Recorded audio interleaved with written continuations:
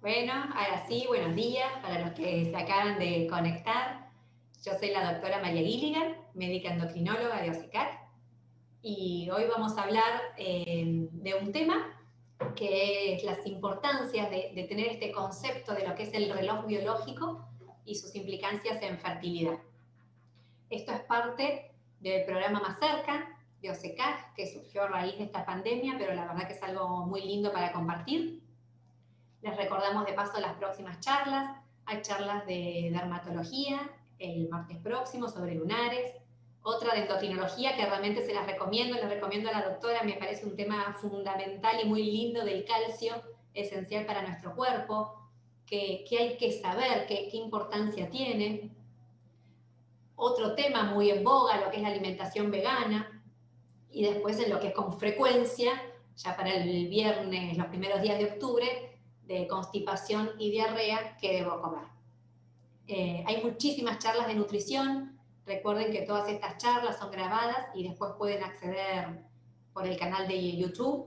Así que realmente hay cosas muy interesantes, muy lindas que quedan, que son de fácil acceso, así que también las pueden ver, las pueden recomendar.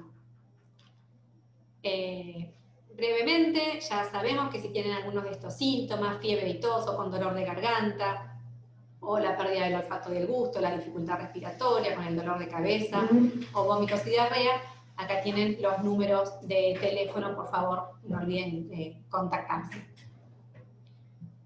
Entonces, ahora sí, vamos a dar inicio a este tema del reloj biológico y sus implicancias en fertilidad. Es una charla poco simpática, que yo ahora les voy a ir contando, pero van a ver que tiene temas que por ahí hoy en día hacen ruido, ¿no? En esto de concientizar, me parece fundamental, pero a veces uno cuando yo lo iba preparando, digo esto, el que la escucha, que no sea malinterpretado. Ahora les voy a ir contando y lo vamos a ir viendo juntos. Para empezar, miren lo que fue pasando con la expectativa de vida en la mujer. Vamos a ver un antes y un después de la era antibiótica, del 1900 para atrás. Las mujeres ni siquiera llegaban a conocer lo que era la menopausia, y mientras que a raíz de la era antibiótica, posterior a esto, la expectativa de vida en la mujer fue incrementándose notablemente. Hoy en día tenemos más de 30 años después de haber pasado la menopausia, ¿no? Con todas las implicancias que tiene, de protección del hueso, de la salud en general. A pesar de estos cambios y de la evolución que uno va viendo, la edad de la menopausia es siempre la misma, a los 50 años. Uno pensaba, no sé, la adolescencia. La adolescencia hoy, si me tienen que decir ese periodo, ¿qué edad abarca? Es variable, es discutido porque se fue incrementando, fue cambiando. La edad de la primera menstruación incluso se ha visto que ha sufrido cambios y cambian los distintos países, cambia según la alimentación, pero la edad de la menopausia es siempre la misma. Y esto es un dato importante para ir entendiendo lo que vamos a ir explicando más adelante. Siguiendo en el tiempo, otros cambios que se han producido. Si vamos al año 1960, una de cada 100 mujeres tenía su primer hijo después de los 25 años, es decir, la gran mayoría eran madres muy jovencitas. Mientras que si vamos al 2006, una de cada 12 mujeres tenía su hijo después de los 25 años. Y esto se vio que va muy de la mano de la educación. Para 1960, menos del 12% de las mujeres tenían una educación secundaria o superior o la posibilidad de tener una carrera o un estudio mayor, mientras que para el 2010 esta tasa es más cercana al 54%. Esto entonces se vio que existe una relación entre la maternidad y el nivel educativo. Esto es porque se sabe que hoy en día hay una tendencia muy importante a nivel mundial de ir postergando cada vez más la maternidad. No se plantea, bueno, ¿por qué es esto? Y dentro de eso se ve que el mayor nivel educativo que van adquiriendo las madres es uno de los factores más importantes. No es el único. Hay también trabajos que son dominados por los hombres, entonces, bueno, realmente es difícil muchas veces una madre con hijos tener que salir a trabajar, dejar a los chicos. A nivel laboral se sabe que, bueno, que si el chico tiene fiebre, por ahí la madre tiene que faltar, que si está lacta en el colegio. Entonces, hay una falta de apoyo, de comprensión en todos los trabajos en general, por suerte no siempre, pero existe todavía esta cultura de eso. Por otro lado, también hay cambios culturales que han llevado a que la mujer no se sienta lista para ser madre o para tener un hijo o formar una propia familia en la edad que sería la ideal, ¿no? Entonces esto va llevando que cada vez lo postergue, dice, no, yo todavía no tengo ganas, no lo pienso. Por otro lado, también se ve como factor que hay múltiples parejas antes de establecerse, entonces se ve que se incrementan los divorcios más tempranos, entonces bueno, hasta que yo conozco una pareja de nuevo, deseo nuevamente querer formar una familia, todo eso va haciendo que pase el tiempo y se termina postergando el deseo de la maternidad. Y otro factor, que hoy en día creo que es uno de los más pesos, por lo menos en nuestro país, es esto de la incertidumbre económica, la vivienda, el desempleo, porque no tengo casa propia y alquilo, vivo con mis padres. Entonces, todo ese deseo, uno primero, antes de planear tener una familia, quiere asentarse, ¿no? Primero quiero que esté todo prolijito para después seguir, y esto a veces no siempre es la mejor decisión, o hay que tenerlo en cuenta, ¿no? Desde ya que cada uno sabe su situación especial. Con respecto también a la postergación de la paternidad, principalmente se veía que los principales factores para retrasar la paternidad estaban más relacionados con estas últimas cosas, con la preocupación del lugar para vivir, la seguridad financiera y el finalizar la educación. ¿Sí? Como que en el hombre se centra un poco más en lo financiero y en lo económico.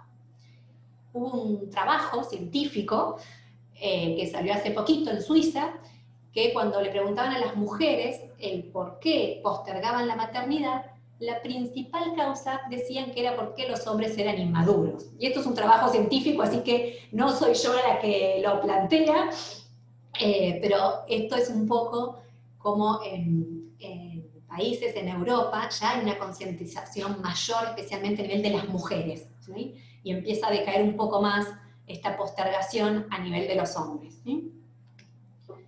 Pero sobre todo, más allá de las causas que vayan surgiendo en los distintos lugares del mundo, sobre todo existe una baja conciencia del concepto de reloj biológico. Y para eso esta charla, para concientizar y explicar la importancia que tiene esto.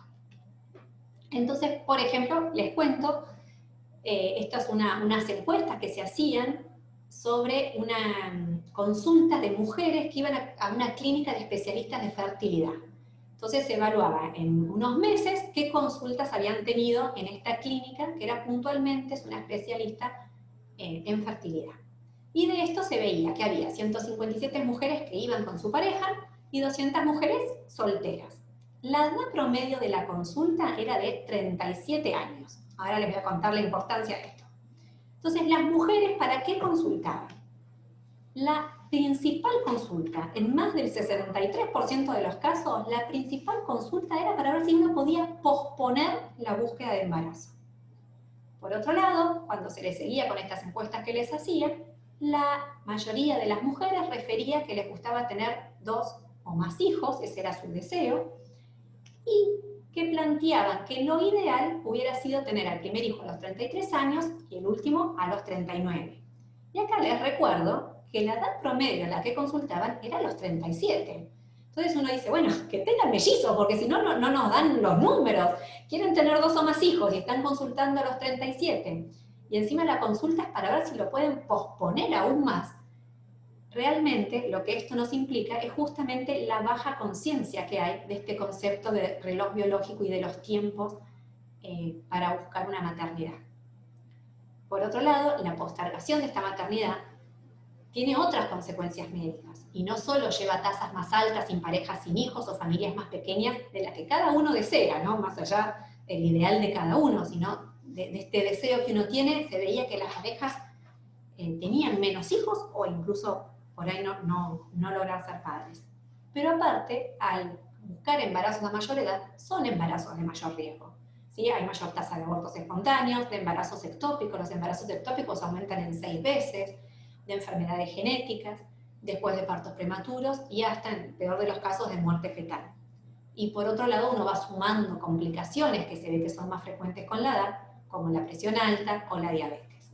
Entonces, por ejemplo, si uno busca el riesgo de trisomía, ¿no? Estas enfermedades genéticas, la trisomía 21, el síndrome de Down como la más frecuente, fíjense en la curva azul cómo incrementa rápida y abruptamente a medida que pasan los años, principalmente después de los 35 años. Entonces estas son cosas que uno tiene que asesorar y las mujeres tienen que saber. Hace poco había una publicidad, creo que el mes pasado, que había salido en muchos lados, que decía algo así como, yo soy mujer, me embarazo si quiero, como quiero y cuando quiero. Entiendo que el mensaje que querían dar era otro y me parece muy bueno, pero cómo uno tiene que ser a veces cuidadoso, ¿no? Con lo que dice, porque yo después lo leí y digo, ¿realmente uno se puede embarazar cuando quiere? Entonces, estas ideas que uno llega, uno puede decir, bueno, hoy en día existe la ley de reproducción, que por suerte está al alcance para todos, pero es importante remarcar que a pesar de estos avances en la tecnología, estas técnicas de reproducción asistida no pueden compensar la disminución de la fertilidad en relación a la edad. ¿Sí?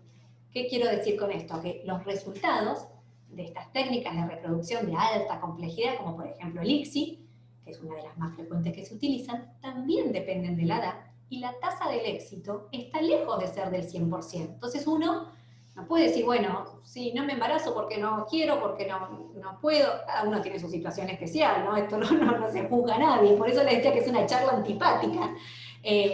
Pero hay que ser consciente de que esas técnicas de reproducción no son del 100% del éxito y que también se van asociando con la edad. Fíjense, una cosa, si yo hago una técnica de reproducción a los 35 años, una tasa del éxito más cercana a los 40%, que si la hago más cerca de los 40, donde la tasa de éxito es del 20%.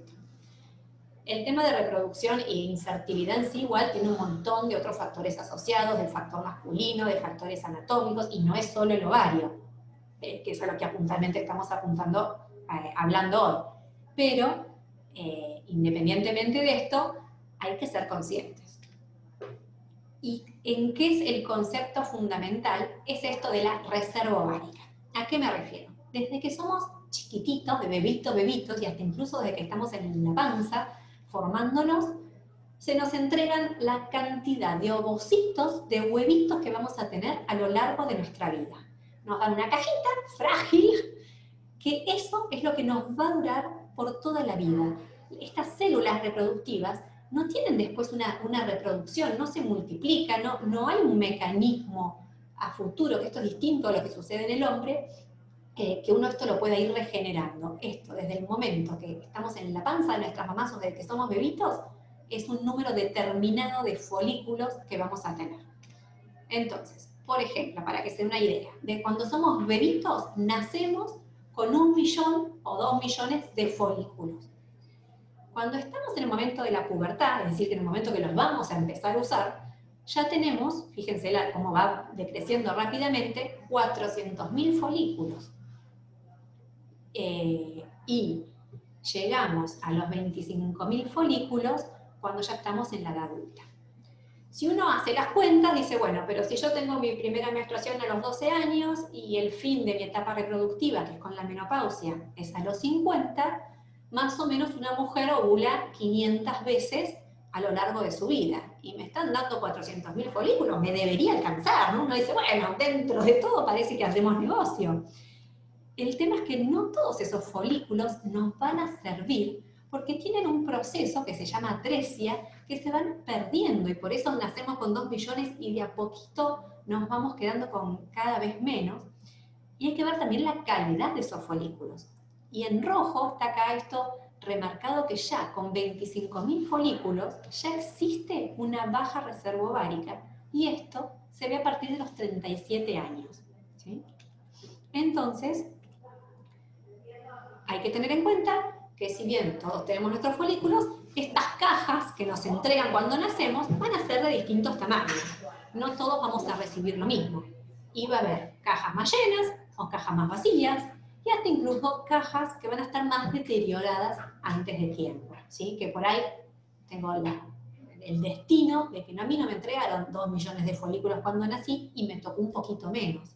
O que ese proceso de atresia, de pérdida que se va teniendo, esté más acelerado y se vayan perdiendo antes de lo esperable. ¿Sí? Entonces, si uno mira la reserva ovárica de acuerdo a la edad, nos vamos a centrar después de este punto violeta, ¿no? Del punto violeta al punto verde. Esta etapa, que fíjense que va de los 18 a los 31 años, es la etapa óptima para buscar un embarazo.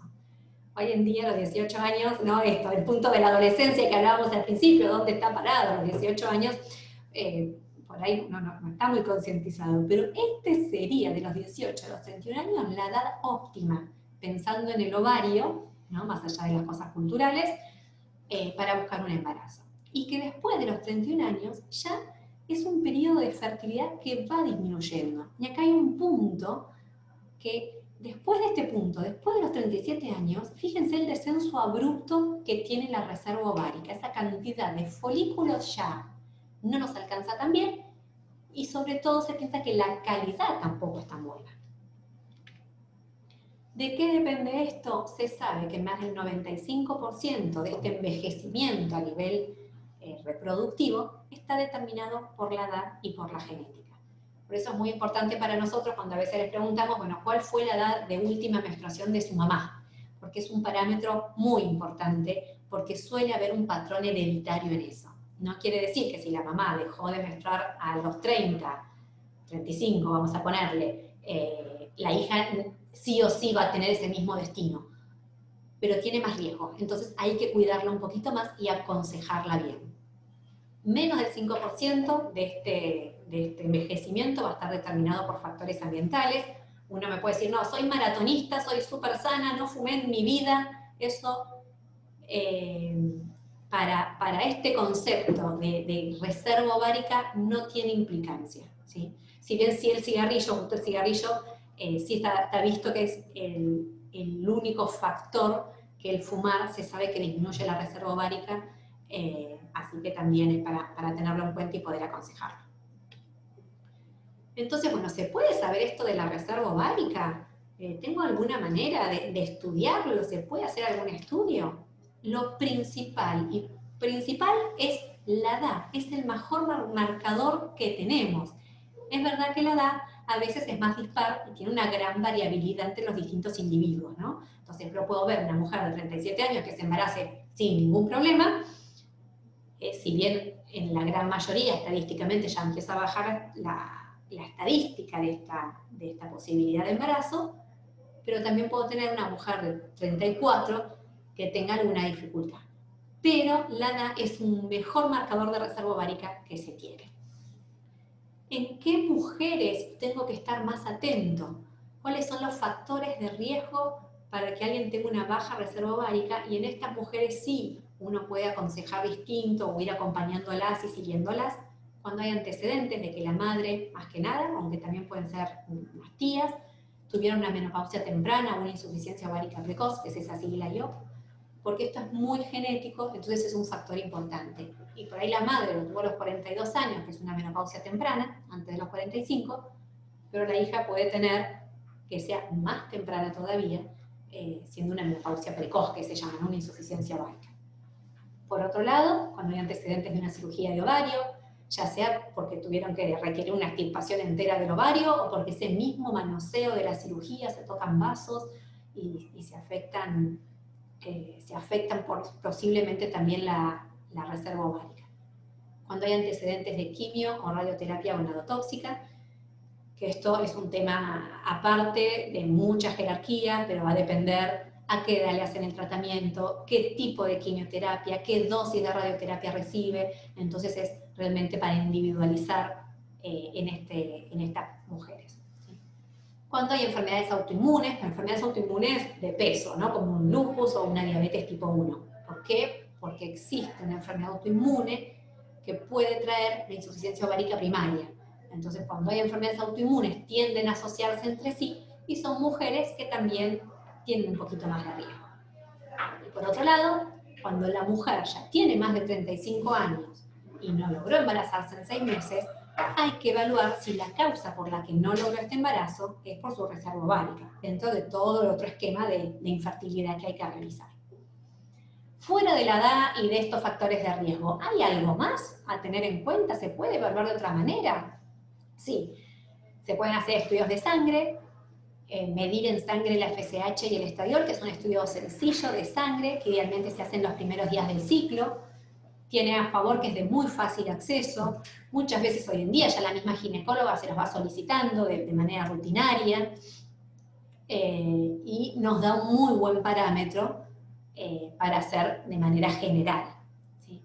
Yendo a algo un poco más específico, que esto estaría más que nada reservado para aquellas mujeres que tienen más riesgo o que no están logrando tener un embarazo, está esta hormona que se llama antimuleriana, que es una hormona que nos ayuda mucho a ver la reserva del ovario porque mide puntualmente esos folículos chiquititos que uno tiene y es un muy buen parámetro. Generalmente esto se usa solo para las mujeres que tienen más riesgo o que van a hacer ya un tratamiento de fertilidad y uno quiere definir qué tratamiento darle, qué cantidad de hormonas está más apuntado para eso.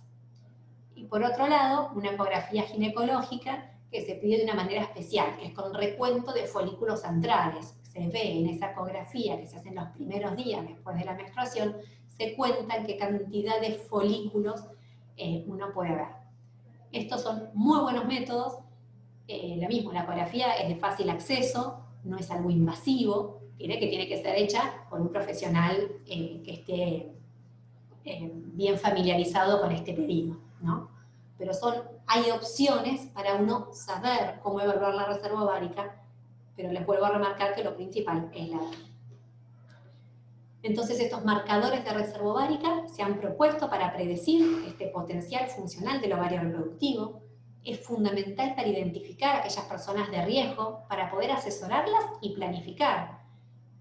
Uno no pretende que una mujer busque un embarazo que no desea o que todavía realmente no tiene esas ganas. Pero sí, a veces el saberlo ayuda a que lo puedan planificar junto con su pareja. ¿Sí? Este conocimiento de una mujer sobre su reserva ovárica puede influir en sus planes respecto a su maternidad.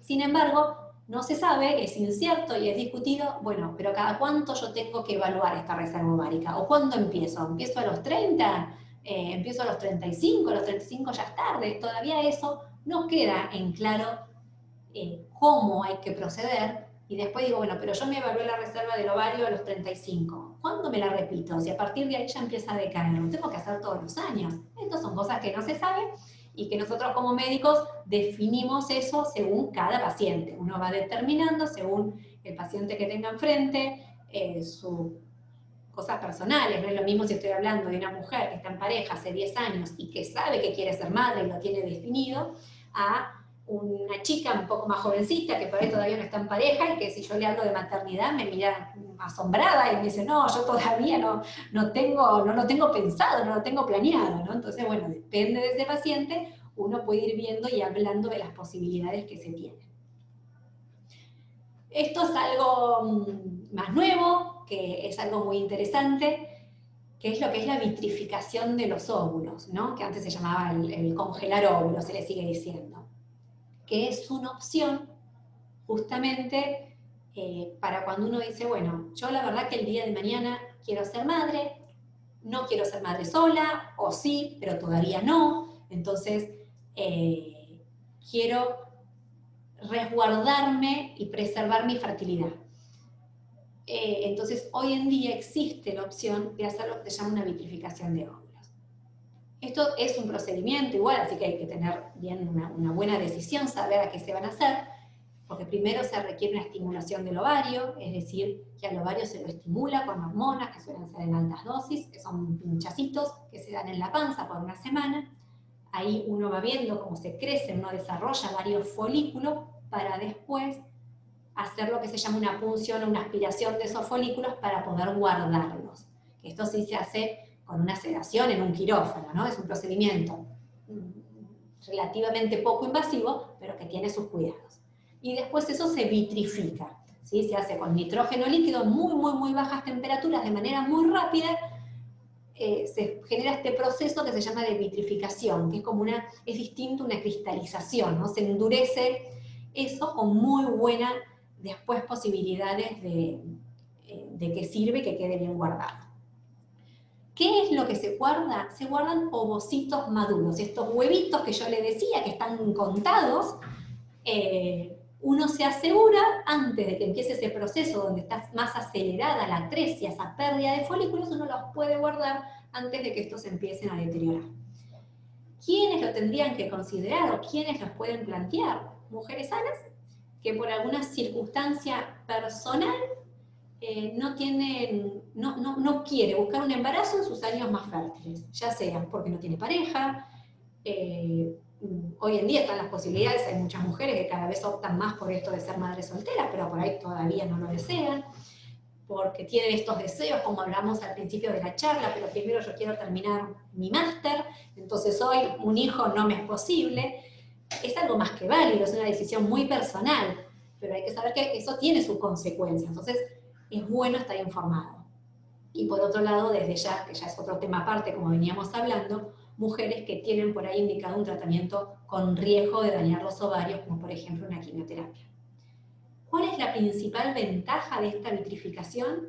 No se necesita una pareja masculina, y lo que yo estoy guardando es un ovocito, no es un embrión, esto es algo fundamental. Entonces, esto no tiene problemas ni religiosos, ni éticos, ni legales, porque no estoy guardando un embrión, ¿sí? Es directamente la célula del ovocito, ¿sí?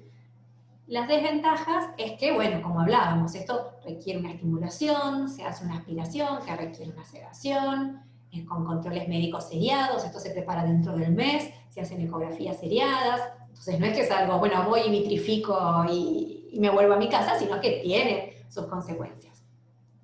Por otro lado, la tasa de recuperación va a ser variable, ¿sí? No es que uno dice, bueno, vitrifico y tengo ganada la lotería que cuando quiero voy a ser madre, porque eso depende mucho de qué fue lo que se guardó. Si yo guardo a los 38 años, ya seguramente eso que estoy congelando, vitrificando, la calidad no sea tan buena como si lo logro hacer a los 33 años. Entonces esa tasa de recuperación también va a variar. Y la principal limitación, desde mi punto de vista, que tiene esto, es el costo. Esto no lo cubre ninguna prepaga, ninguna obra social, y son tratamientos que tienen un alto costo. Pero bueno, el tema fundamental de hoy, esta es una charla cortita, es que las mujeres tienden a sobreestimar su fertilidad más allá de los 35 años. Es cierto que el mundo cambia, que todo evoluciona, pero la edad de menopausia es la misma y nuestra capacidad de reserva ovárica sigue siendo la misma. Eso no cambió desde el año 1800, como les contaba al principio de la charla. Entonces, más allá de que uno evolucione como mujer, con sus desafíos, con sus posibilidades, que está buenísimo, no podemos dejar de lado el tema de la fertilidad, porque eso tiene un límite, ¿sí? Entonces es importante conocer las implicancias de la paternidad tardía en estos procesos reproductivos. Tenemos la suerte de que existen hoy en día técnicas de reproducción asistida, que existe una ley ya hace varios años, que entonces está más al alcance de todos, y eso es muy bueno, pero que, como hablábamos, estas tasas de éxito no son del 100%, por lo que uno no puede asegurar todo en este tipo de tratamientos, ¿sí? Ninguna medida de reserva ovárica es perfecta, entonces esto tiene un valor predictivo. Uno dice, bueno, esto es una estimación, hoy te puedo decir que tu ovario está funcionando adecuadamente, uno no lo puede asegurar, no tenemos la bola de cristal. Y desde ya que la maternidad no es una obligación, esto no quiero decir que el que no tiene un deseo, que el que no tiene planeado tenga que embarazarse, ni mucho menos, pero es una elección, y esas elecciones hay que tomarlas generalmente con conocimiento de lo que uno elige, ¿sí? Que ese es mi concepto de hoy. Entonces, bueno, muchísimas gracias. Vamos a ver unas breves preguntitas que fueron realizando. Entonces acá, por ejemplo, nos preguntan, en Europa, ¿las mujeres tienen su hijo a los 45 años o a los 50 años? ¿Por qué? Hay un tema acá, y lo iba a decir en un momento de la charla, ¿no? Que hoy en día si uno ve el diario, la tele, ve mucho esto. Se embarazó a los 50, es madre a los 50, es madre a los 45. Muchos famosos que logran sus embarazos en alta edad, entonces dan por ahí la falsa expectativa de que todos nos podemos embarazar cuando queramos a los 45 o a los 50 años. Seguramente en Europa lo que es estas técnicas de reproducción asistida van más avanzados que nosotros en algunas cosas, y seguramente de los 45 o 50 años sea por intermedio de una técnica de reproducción, ¿sí? No por un embarazo espontáneo. ¿Hay mujeres que se logran embarazar solas a los 45 años? Sí, las hay. Después de los 42 años, la posibilidad de un embarazo espontáneo es de menos del 10%. Las hay, pero es bajito. Entonces, es esto, ¿no? Hay mucho en el medio que logran embarazarse con edades más altas. Yo tenía una paciente que la acompañé mucho tiempo, que fue madre finalmente a los 50 años, ¿no? Y siempre charlábamos mucho, ¿no? Ella es una profesora de educación física, que la vida le fue llevando a distintos divorcios, distintos temas personales, y ella encontró a su pareja con la que realmente quiso tener y formar una familia a los 50 años. Y siempre tuvo el deseo de ser madre, no se animaba a ser madre soltera. Y bueno, hoy en día tuvo la posibilidad, gracias a la reproducción, y a ella le fue bien, y logró ser madre a los 50 años. Lo que pasa es que es más difícil. Entonces uno dice, bueno, hay que ser consciente. La vida uno a veces planea y no siempre nos da lo que deseamos, ¿no? Pero sí por lo menos esto del planear y del saber lo que estamos eligiendo. Después acá nos preguntan, después de un embarazo ectópico, ¿se puede buscar un nuevo embarazo? Sí, hay que ver ese embarazo ectópico, qué tratamiento requirió, porque muchas veces los embarazos ectópicos es necesario a veces hacer una salpingectomía, es decir, sacar esa trompa. Entonces a veces ya hay una trompa, entonces uno va sumando un factor anatómico, pero después de un embarazo ectópico se puede buscar un embarazo. Hay que ver qué tratamiento le hicieron, si tuvieron que extirpar la trompa o no, y cuál fue la causa del embarazo ectópico, que a veces es porque hay unas infecciones asociadas, entonces uno estudia un poquito más qué fue lo que pasó. No siempre se encuentra la causa, pero a veces la hay. Después dice, todas las técnicas para fertilidad son muy costosas. Las técnicas de fertilidad son costosas. La vitrificación, les repito, no se cubre por ninguna prepaga ni obra social hoy en día, y son costosas, son tratamientos que están cotizados en dólares. Después encima esa criopreservación hay que pagar el mantenimiento de ese congelado que se hace, que eso no es tan caro, pero es un costo que uno asume. Desde el año, no les quiero mentir ahora el año, pero desde el 2009 está la ley de reproducción asistida, donde todas las mujeres tienen acceso a realizar sus tratamientos de técnicas de reproducción, con sus vaivenes, podemos estar de acuerdo si el límite de edad que ponen está bien o no, tiene muchas cuestiones que uno puede discutir, pero existe la ley y eso funciona, y en eso estamos mucho mejor que antes. Acá me dice, tengo 36 años y estoy en menopausia inducida por tratamiento hormonal contra el cáncer de mama. ¿Qué posibilidades podría tener de quedar embarazada? Estos temas son estos temas más sensibles, ¿no? Porque uno dice 36 años, usando un tratamiento para una enfermedad que hoy por suerte les va muy bien, entonces eso es algo muy bueno, que hay muy buenos tratamientos y todo. Lo principal en estos casos es ver, bueno, el riesgo de asumir un embarazo, qué es lo que pasa, porque hasta que no estemos realmente seguros de que esté libre de enfermedad, buscar un embarazo por ahí no sea la mejor opción. Entonces primero hay que tener el ok y el asegurarse de que el oncólogo nos dé el permiso para buscar ese embarazo. La menopausia inducida por tratamientos hormonales sí es reversible. Hay que ver si no se recibió algún otro tratamiento asociado, si no aparte no requirió quimio, no requirió radioterapia. Si no, si es por un tratamiento hormonal, existen posibilidades. El tema es que, bueno, hay que ver puntualmente en ese caso. Tiene 36 años, hay que ver cuánto tiempo de tratamiento hormonal le planean hacer y después evaluar la reserva ovárica, pero sí estos tratamientos son reversibles, así que la posibilidad, si todo anda bien y todo anda como uno desea, se podría después ir con el permiso del oncólogo, buscar el embarazo. Acá dicen, ¿los folículos son óvulos? Sí, el folículo es el huevito chiquitito que nos dan, que después se viene convirtiendo en óvulo, que tiene distintos estadios, ¿sí? Pero sí, es eso, para el simple, que se entienda claramente, sí. Por eso les contaba, nos dan un montón, después usamos menos, usamos 500, el tema es que a veces la calidad de eso es esa caja más abollonada que nos dieron y no nos sirve tanto como nos hubiera gustado, o se van perdiendo antes de tiempo. Lo que dan, ¿son propios o donados? Esto depende mucho de eso. En los tratamientos de fertilidad, uno evalúa la reserva del ovario y uno ve si la mujer tiene posibilidad de que tiene una buena reserva ovárica, seguramente lo primero que a uno le ofrezcan es usar sus propios óvulos, ¿no? A veces, independientemente de la edad, si bien esto es más frecuente a los 45, a los 50 años, esto que decíamos, a los 45 años, que hagan un tratamiento de fertilidad, no quiero decir un porcentaje, pero la gran mayoría va a ser con óvulos donados, porque justamente la calidad de los óvulos propios está envejecida. Entonces las tasas de éxito van a ser muy bajitas. Hay mujeres que por cuestiones personales no les convence esto de los óvulos donados y quieren seguir probando con sus propios óvulos, pero la verdad es que la tasa de éxito es mucho mejor con óvulos donados. Cuando hablamos de los 50, sin duda que donados, a los 45 seguramente también, pero bueno, hay casos personales que todavía después de los 40 se decide buscar hacer tratamientos con óvulos propios porque les da muy bien la reserva ovárica y la causa de infertilidad fue por otro factor, un factor masculino, un factor anatómico u otra causa. ¿Sí? Y vamos terminando las preguntas.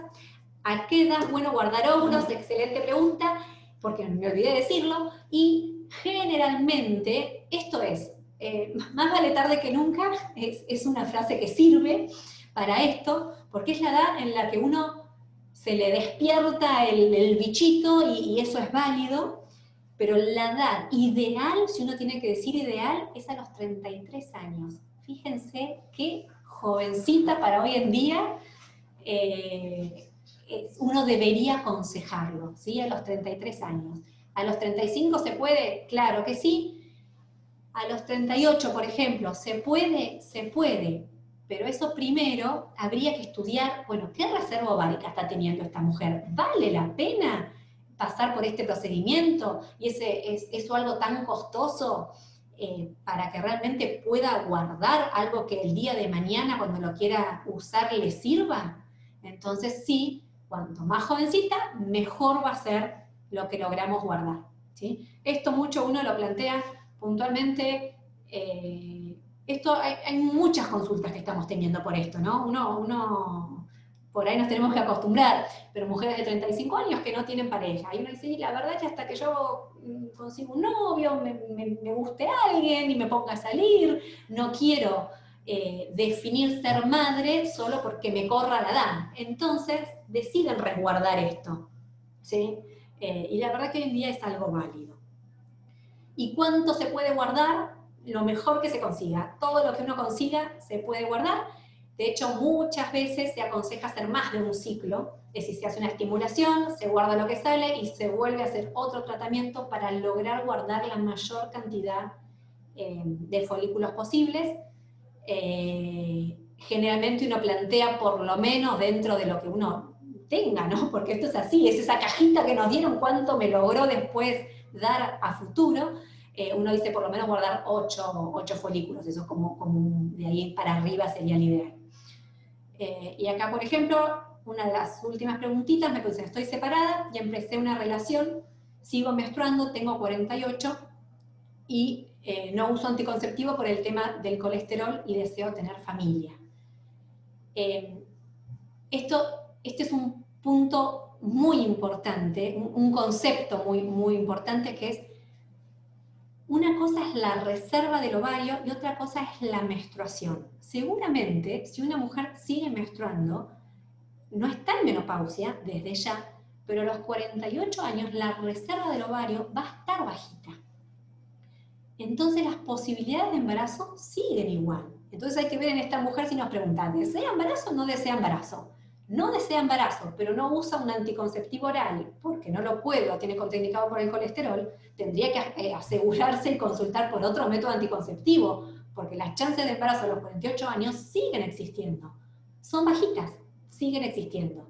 Y son embarazos que muchas veces terminan en abortos o se complican justamente por la baja reserva ovárica. Entonces hay que asegurar una anticoncepción segura y eficaz hasta la menopausia y hasta que estemos convencidos de la menopausia, ¿sí?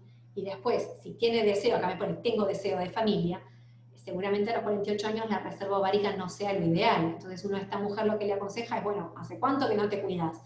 Después de 4 meses, 5 meses de búsqueda y no lograron ese embarazo de manera espontánea, sería bueno hacer una consulta y evaluar cómo están. Y no solo se evalúa el ovario, se evalúan todos los otros factores, el factor masculino, factores anatómicos y todas otras cosas, ¿sí?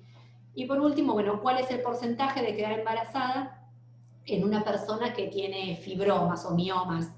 Esto tiene mucha variabilidad, no les puedo decir un porcentaje porque hay que ver los miomas dónde están ubicados.